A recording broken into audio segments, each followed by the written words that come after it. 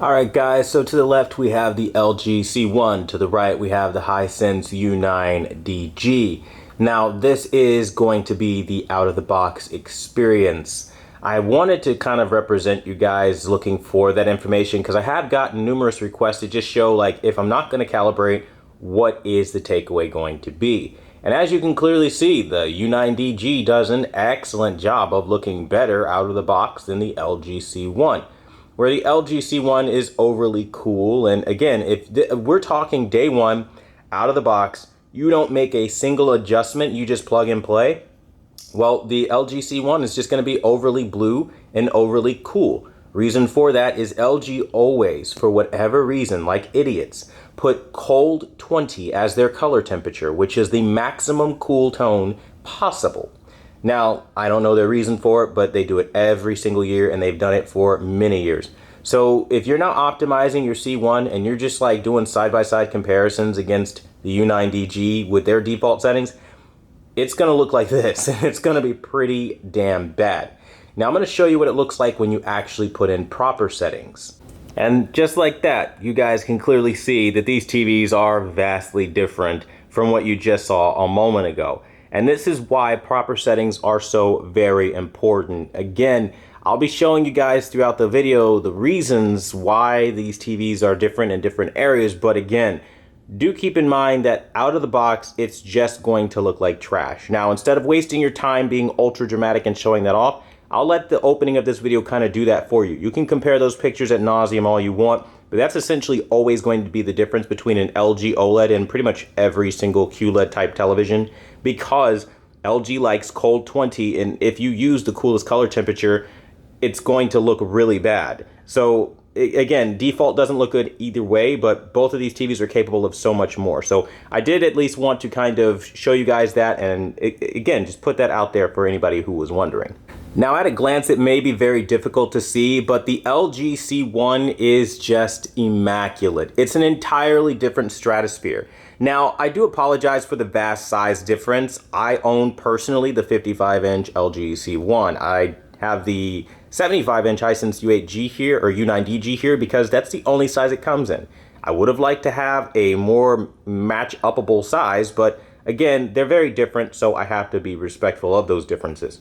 That's not to say that I can't tell you what's happening here. It's just going to be a little harder for you guys to see. So again, bear with the ridiculous size difference here. I mean, the 55-inch does look like a toy at this point, but it doesn't matter because we can see some differences, and that's worth talking about. So the immediate thing that you're going to see is just the OLED contrast clarity. Having those 8 million dimmable zones because it's self-emissive is everything. Now, what really bothers me is Hisense claims that they have like 2 million zones of local dimming of some sort, but it's not anywhere near OLED level. And I mean at all, on any aspect at all when we talk about contrast clarity. Now, another thing I want to draw your attention to is the kind of myth that OLED is just overly blue. WRGB OLED will always be blue no matter what. It's just how they are. No, you have to work at calibrating that stuff off and kind of creating proper hues, because I see a lot of fake comparisons just where the OLED looks really blue and the LED doesn't. And I think that's just one of the more misleading things that a lot of people like to do. And I think, yes, there is obviously a blue nature to it because of the WRGB OLED, but if you know what you're doing and you have enough experience, you can kind of get what you're looking out of it. And I'm going to show you as well, like, you look at the ring lights at the top, and you can clearly see that the WRGB OLED to the left with the LG C1 isn't really necessarily any kind of garbage at all. It's actually got the better looking lights, the more natural, more realistic lights, where again, the U9DG is just overly blue. It looks really cool in nature. And this is what I was talking about. I don't know if this is an algorithm processing thing, a software issue, or what, but the Hisense U9DG, regardless on what color temperature you select, will kind of do whatever it wants and just kind of switch it away from what you're watching. It's the dumbest thing I've ever seen, and it keeps doing it. So let's show you what I'm talking about. In order for you guys to see that there's no funny business, I've went ahead and opened up the picture menu on the Hisense U9DG to the right. You're going to see that it's on the low color temperature. This is the warmest color temperature, and yet it's still way cooler than the LG C1 to the left. These are just little nuances that you're going to notice, and it's going to become more jarring as you look at content. And again, it's one of the more annoying things that Hisense is doing. I don't understand this processing. I would like to, but I can't say that I've ever seen a TV when you set it to the warmest temperature still look ridiculously cool. Now, again, this might not bother some people who prefer a cooler picture, but for me, I prefer more natural looking image quality, and I don't want my ring lights, for example, to just be really, really blue and cool. I would like them to be the warm white light that I know that they're supposed to be. So from like my perspective of, you know, testing these TVs and prior behaviors, this is definitely like a first. And even with the U9DG that we saw in our prior comparison in the last upload, it doesn't do this. It's a step down model, and it doesn't change your white balance on the fly just randomly out of nowhere. So I don't know. Maybe that might be a software issue, but again, I can't really speak to that at this point. But there is something going on here that is worth at the very least raising an eyebrow at. Looking at motion between these two TVs, it is incredibly obvious that the LG C1 is vastly superior. The Hisense U9DG not only has substantially more artifacts, like literally all across the image. So if you look really carefully at the top bar up here and the bottom bar down here, you're gonna see those artifacts are out of control. They're breaking apart, but essentially in every single ticker bar. So you have it in the top, you have it in the bottom, and you have it below.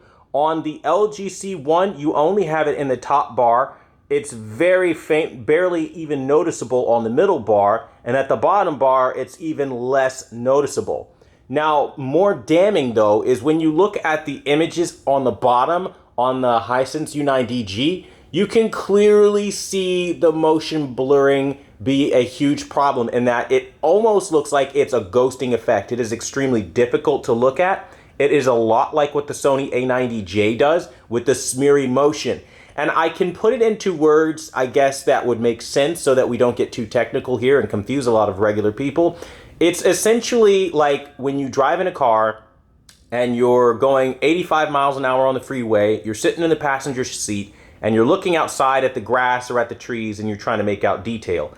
It's extremely blurry, it's really hard to look at, and it ultimately is jarring and will make you dizzy. That is the effect the Hisense U9DG gives off anytime there is a panning motion like what you're seeing on the screen with these ticker bars.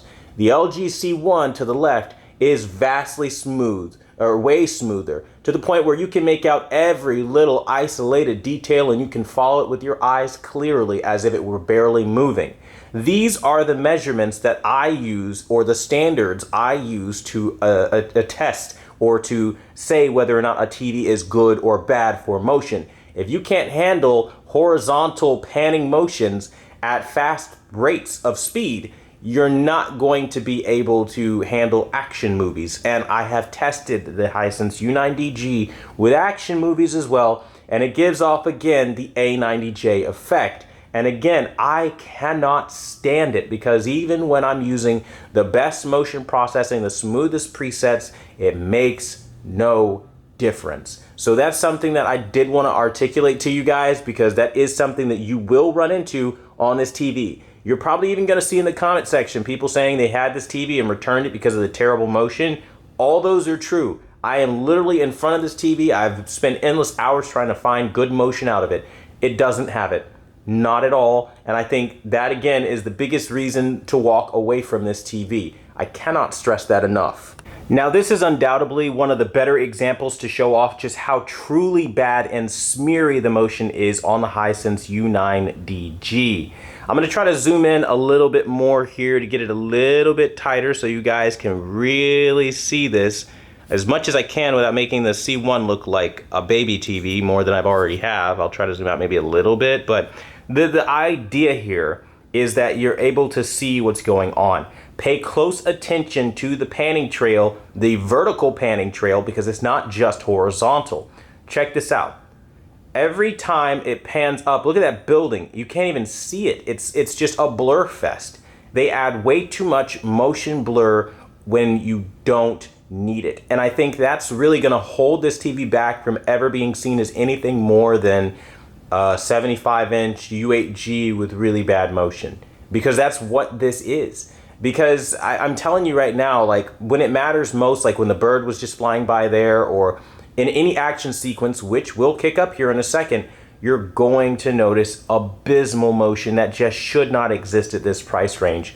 And I really appeal to Hisense to hope that they would maybe rectify this with an update, or at the very least listen to what I am saying as an expert here and take it seriously and fix this before the mini LED TVs come out. Because if they come out with the 2022 mini LED TVs with motion like this, immediately they are probably going to get returns, and they are not going to be considered a serious competitor on the market. Because this motion is so fundamentally broken, it just doesn't make sense. And when I say broken, I mean panning shots that are fast break apart and become a blur fest. As even little things happen, like Spider-Man moving back and forth.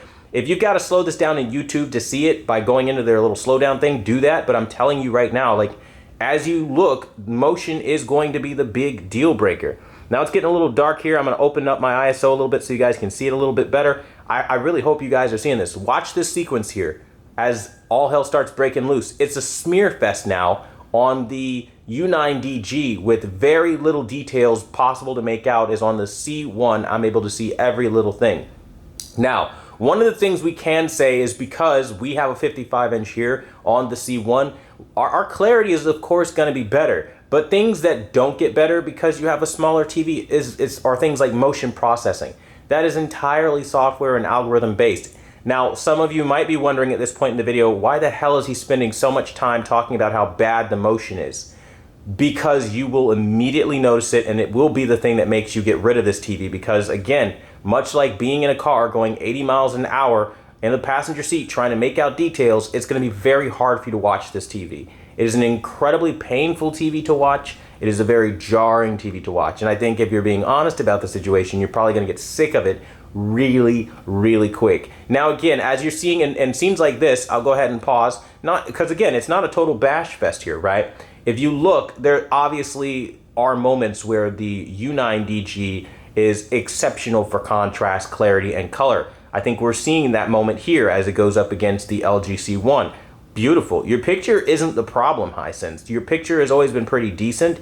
However, you do have a problem with motion this year, which you never had, and it's something that they're starting to do, and I want to address it before it becomes a Sony level problem, because I was doing that with Sony, they didn't take it seriously, and now look at the Sony TVs we have. Yeah. So as we look, we can see a lot of clarity on the C1. It's basically slaughtering and destroying what we have on the U9DG. However, the U9DG does a decent enough job of giving us clarity and isolation and stuff like that. Now again, I'm sitting directly in front of these TVs, and this is what I see. So if the camera is seeing something different, and as a result, you're seeing something different, I can't help you there. But what I can tell you is the C1 is absolutely bodying what I'm getting on the U9DG. It's a fact, dude. Now, as I look at this picture, damn, I just went back. But as I looked at that picture, I'll try to fast forward it back to that point. He's sitting there, and where is it? He's sitting there, and when I tell you, he looked so clear, so like photorealistic on the LG C1 that it like this looks like an interview from like a movie or something like that.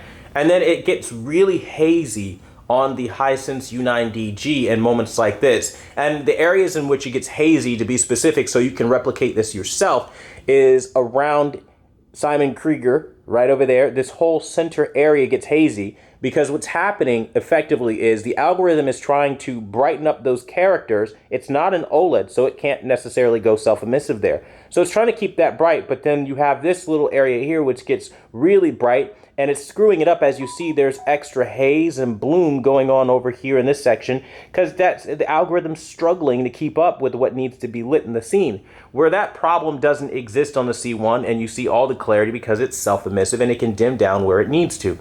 These are the fundamental differences behind the dual cell technology versus an OLED. And everybody has been wondering, like, is dual cell really going to be a replacement for OLED? No, it can't do it. Like, look at the suit. The suit right now is gray by comparison to what we have on the U9D or on the LG C1 to the left.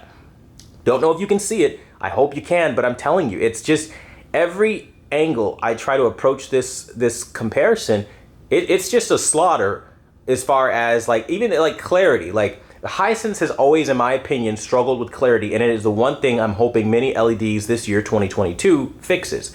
The thing is though, like it doesn't have to be that way. They have to come up with some new way of creating depth, because the amount of blur that comes off of their images is really bad. Because now understand this, we're at the part in the comparison, right, where we're talking about image quality, clarity versus an OLED. We've shown you that the motion is really terrible, but now let's take it a step further, right? Here you have motion blurring issues when you have horizontal and vertical panning. And now you have a loss of sharpness, which adds to that blurry look. When you combine 3 levels of essentially what feels like blurring, well, not feels like, it is 3 levels of blurring. It feels like you forever have a blur filter attached to your image and you never get clarity out of it. And that's the feeling on the Hisense. Where on the C1, it's just bang on tack sharp clarity. It's the difference between, I'm going to show you this in real time so you can kind of understand it. I'll go professional photographer on you, and hopefully it doesn't lose too many people.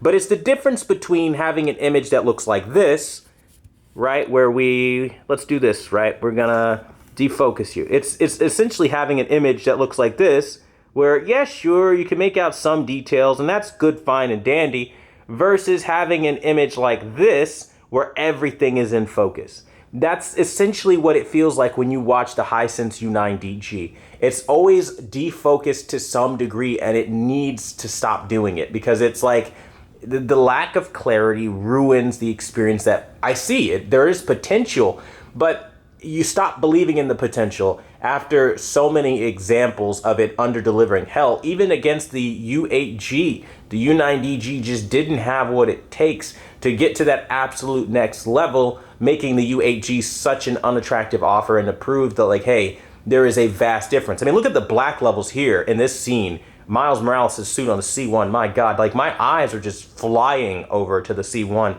as it becomes a hazy mess on the U9DG, which claims it has 2 million zones of dimming. You know, a 150,000 to 1 contrast ratio. See, these are things that, like, if you're going to make those claims, you had better be there. Like, people are going to check that stuff. And when the OLED looks 3D, it literally looks like 3D without glasses. And then the Hisense looks 2D. And then it's also got hazy black. It also has motion smearing. It also looks really blurry, and you lack any real clarity by comparison. Colors are getting sour in scenes because your backlight is too bright for some areas of the scene when it tries to map depending on what it's doing, compared to an OLED now. Okay, we have to be clear, compared to an OLED, which this thing is, in many people's eyes, supposed to be an alternative to, then of course now you see the problem here.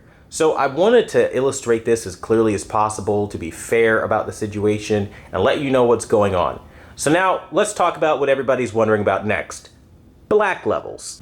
Now, as far as black levels are concerned, when you have tightly clustered checkerboard contrasty patterns on the screen, black levels are incredible. You don't see any bloom at all. It's just a really nice looking image. However, you can see some DSE, again, once things start panning side to side like you're seeing here. I'm noticing a substantial amount of motion smearing and motion blurring. And again, I would recommend you guys slow this video down in YouTube and really see just how bad the motion is versus the C1, which is seriously clear. And you can see all the jitters, all the smears, I mean, it's bad. Guys, it's bad. It's probably one of the worst TVs I've ever seen in my life for motion. It's like 930E meets A90J bad. Like, it's bad. Meets 940E bad for my OG guys. If you don't know what those TVs are, don't worry about it. Essentially a smeary mess. But yeah, I have to tell you that because there's no other way around it. But I'll show you more examples of black levels so you get a solid idea of what it is capable of. Essentially, this image is probably the most challenging on pretty much any television that I've ever tested, and I can tell you, like, as I open up the ISO, you'll see, like, there is nothing. You're not gonna see any blooming, any destructive artifacts or anything like that. It's a really clean looking image, and I think that's great. That's wonderful. But again, it's one of those things where it's like, we already have the U8G on the market, and it's capable of something pretty similar with really deep inky black levels. So I don't really know if that's enough, because there's more to it than just black levels. You know what I mean? All of these tests that I've put out, you guys can find in the testing material playlist. Just go to my playlist tab. I'm telling you guys, I have so many resources for you guys to test your TVs. If you don't have like a dedicated calibration disc, or you don't really have test patterns and you don't really want to assess things, I have tools to help you do that. And I'm telling you, as you look at the globe, you look at the planet, again, the U9DG is fantastic. When you have really bright areas of contrast like this on a black background, it competes really well with OLED. And as I look at both, they both look identical in that respect. As I look at this little thing, this little bright star that's blaring off, normally LEDs have all kinds of blooming on that. I don't see any. However, as we get to the star field, I want you to see, like, when you get to star fields, try to raise that up a bit so you can see it's, you know what I mean? It's you still see it's a little not gray black, but it is a little bit more hazy by comparison. In terms of the picture quality rendered, though, I don't have a problem with the picture quality rendered. I think it's a nice image quality. I do. I think overall, between the LG C1 and the U9DG, it's obviously a win for the LG C1 on a massive scale, from the clarity perspective, the price to value ratio, the colors, I mean, like, I could pick any topic really about a television and the LG C1 comes out ahead without even trying, right? And then you look at the U9DG, and the only thing it really has going for it is, like, comparatively to the 77-inch, you have such a vast difference as far as price. And now I want to go back to this image, because I really like to show this off. This really shows the difference between, like, these two TVs, in my personal opinion, versus, like, the skin tonalities and, like, even, like, the direction that they chose with, like, algorithm processing. I mean, maybe it's a little too bright. I see some clipping on the camera. I hope maybe you guys can see it a little bit better on your end, but, like, just look at that C1. That looks like a real girl right there, like real. Where, again, it's not that the U9DG is doing anything particularly wrong. Black levels are black, you know, colors are vibrant. But at the same point in time, it's just kind of like, I mean, it's not giving me the clarity that OLED provides, right? And again, people can try to claim all day, every day, like, oh, that's because it's a 55 versus a 75 versus a 75 inches, 75-inch TV. I'll tell you like this. There's a reason I don't recommend 75 inches. The first is the cop-out answer you're going to probably see when we're talking about clarity. They're going to say, hey, you're going to have pixel degradation. If you know that, don't get a big TV, because 85, 75, those are billboard sizes. Content's just not made that way. Most things will get really crappy. You need exceptional upscaling, and to my knowledge, no TV really bridges that gap right now for that kind of content. People claim the XR chip does it. I've tested the XR chip, and that's not how it is. Even on, like, 65 inches, it just doesn't work like that. So that's what I'll say there. But to my point that I'm making here is, when you look at the colors and you look at the clarity and you look at the differences between these two images, it's clear that the C1 is delivering that next level clarity, and the black levels, especially black to white contrast, is untouched compared to, you know, what you're going to get if you go to the U9DG. And again, this isn't to bash the U9DG, it's just to tell you it's not, OLED is not being replaced. And I hate to sound like an OLED fanboy, but also, if you look at the colors, everybody's so excited for what? Quantum dot OLED, right? Here you have the LG C1 to the left performing next to a quantum dot flagship television. So you really tell me right now, do you really think that we need quantum dot OLED? I personally don't think we do. I think they're just trying to find a way to make things vibrant for the sake of doing it. But the LG C1 is basically hitting at a quantum dot TV's level. You're seeing a flagship quantum dot television with the Hisense U9DG, and you see what LG is capable of producing right next to it. It's right there. It's better. It looks so nice, so realistic, so wonderful. And I just, at the expense of sounding like an OLED fanboy, I mean, I can't say that one would be, I can't say that I would go with that one over the other one. Now, again, red is one of the harder colors to show off, and I'll show you that here. Again, I see major clipping happening on camera. I don't know what it's actually going to show you guys. I hope you guys can see this. If you can, I apologize. On the camera, the Hisense looks extremely yellow. Not actually how she looks. She does look properly exposed in real life. So I did want to put that out. But I think the thing here that I'm seeing even on this image is just kind of like OLED is just consecutively darker, consecutively clearer, better skin tones. And Hisense, even when you look around the bridge of the nose, like you just lose so much detail. And I think if you're a person that wants detail, that's what you're gonna miss. If you're a person that just wants a deep black U9DG and you're okay with like a motion hit because everything you watch is 60 FPS or higher, I mean, maybe go for it. But I mean, I don't know, man. For what I'm seeing all day, every day, I'm gonna have to give it to the LG C1. So yeah, with that being said, I really hope that this kind of helps you guys out and you guys kind of see everything as they are. I really enjoyed making this video, and I hope you guys like more content like this, as we are going to be putting out more videos. The next one that we put out is going to be the review, the final review. So with that being said, I want to thank you guys so much for watching the #1 brand in honesty. And until the next video, I'll end on this. The LG is better. Buy it. Less banding, less issues. You just get it. They're really more gradients. I mean, look at the color coverage, for Christ's sake, in the top half of the purple here. I mean, look at the colors are wider. Like at every angle I look at it, man, same image, same exact thing, but you're seeing more color coverage on the C1. Like I could go for hours doing this, but I'll just end it by telling you this.